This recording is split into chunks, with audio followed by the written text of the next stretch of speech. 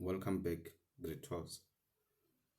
In our last video, we learned what probability is. Today, we are unlocking three powerful rules that help you solve almost any exam. Let's go. The first rule is going to be addition rule. Right. The addition rule helps us find the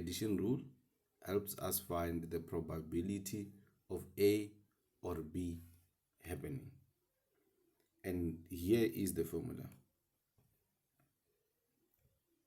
It says P, probability of A or B happening, is equal to probability of A plus B, right? Plus probability of B minus probability of A and B, all right, of A and B happening together. So this is used when events overlap, right? For example, if you have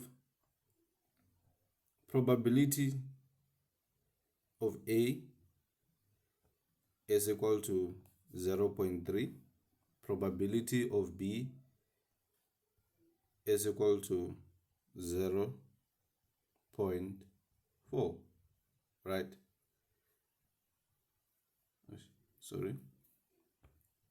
It's equal to 0.4. And probability of A and B is equal to 0.1. So then probability of A or B is equal to 0.3 plus 0.4 minus 0.1, which is 0.6. You understand? And the second rule that I want to talk about, is the mutual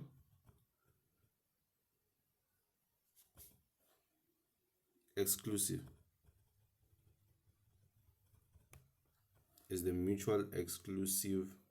Rule. Not even a rule, but mutual exclusive events. So here in mutual exclusive events, some events can't happen at the same time. These are called mutual exclusive events. It's either A or B. So the formula for mutual exclusive events is A or B is equal to A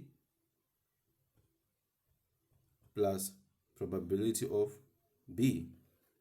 These events cannot happen together. You understand? So now, let's go. Let's do an example. When you are rolling a dice, an example, right? Let's say an example, right? Let's say you are rolling a dice. You can't get both 2 and 5 at once. So what is the probability of getting 2 or 5 when you are rolling a dice? Right? It's how much? The probability of getting 2 is 1 over 6. How many possibilities? 6 possibilities, and 1 possibility of getting a 2 plus how much? 1 over 6, which is going to be 2 over 6. You understand? This is the probability of getting 2 or 5 when you're rolling a dice. These events cannot happen together. So now we're going to rule number 3, which is the complementary rule. Complementary rule, right? This complementary rule, it says sometimes it's easy to find the chance of something not happening, right? it's easier to find the chance of something not happening. So this is where you use complementary rule, you know. So probability, you can say probability of not A is equal to 1 minus probability of A. Let's say, for example, probability that it might rain, right? Probability that it might rain is what? Probability, let's say A is, let's say rain. Probability that it might rain is 0.3, right? The chance of no rain is what? The chance of no rain, P no rain, is equal to 1 minus 0.3, which is going to be 0.7. You understand? So this is the complementary rule. It complements each other. If something is happening, it's either something is happening or is not happening. So if you have the probability of raining, it means that you can also find the probability of it not raining. So this is the complementary rule. So now, let's just do a quick recap of what you need to remember. All right. So remember, addition rule. Use when A and B may both occur, right? That's the addition rule. Mutual exclusive rule. We use when A and B can't occur together. A and B cannot occur together, like rolling a dice. You understand? Complementary rule. Use when finding the opposite of an event. Use when finding an opposite of an event. You understand? So when we get to a point where we are doing more questions, you get to understand how and where to use this these rules. So now let's just do a quick example, right? Example. Let's say you are given probability of A is equal to 0.6, and then you are given probability of B, which is like 0.5, and you are given probability of A and B, which is like 0.2. Have you find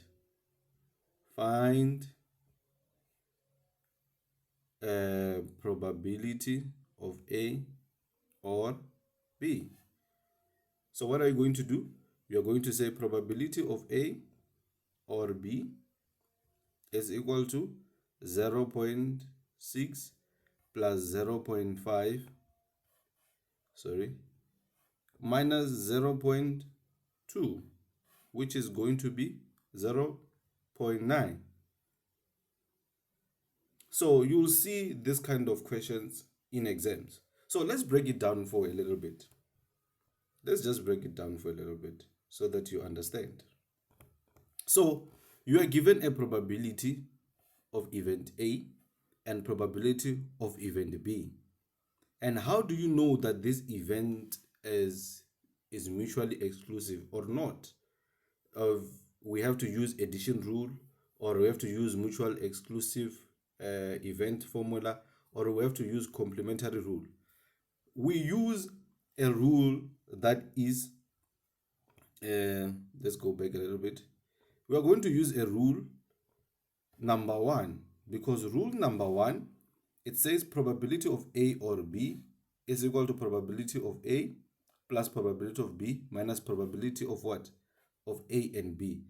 So A can happen independently but can also happen together. That is why we have 0.2, right?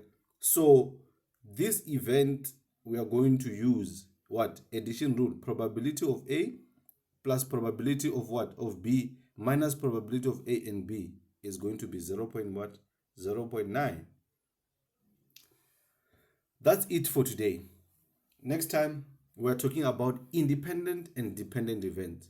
Very important for paper 1. Like, subscribe, and comment your questions below. You got this, grade 12s.